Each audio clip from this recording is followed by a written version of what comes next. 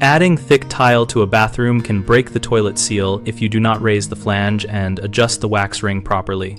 When you install thick tile, you first measure the finished floor height above the existing subfloor and compare that to the height of the toilet flange above the finished floor. If the flange sits below the finished floor by more than 1/4 of an inch, you should raise it. A straightforward approach is to either use a flange extender that stacks on the existing flange or to reinstall the flange at the new height after trimming the closet flange pipe if needed. Use an extra thick wax ring designed for raised toilet installations, or choose a wax ring with a plastic horn for better alignment and compression control. Make sure the wax ring fully contacts both the toilet horn and the flange.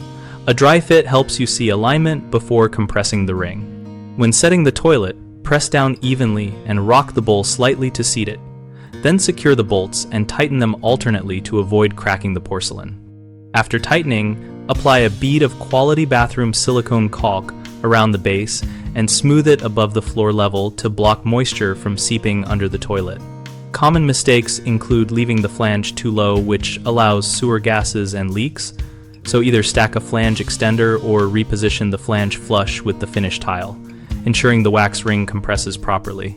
Another error is using a standard thin wax ring that will overcompress and fail, so select an extra thick ring or a ring specifically rated for elevated floors and confirm the ring height matches the flange gap.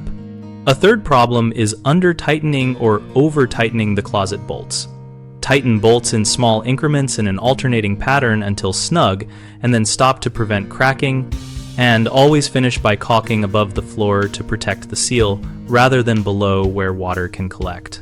At bighomeprojects.com, we help homeowners find trusted local contractors, and contractors find work by connecting people with project-specific listings and member profiles.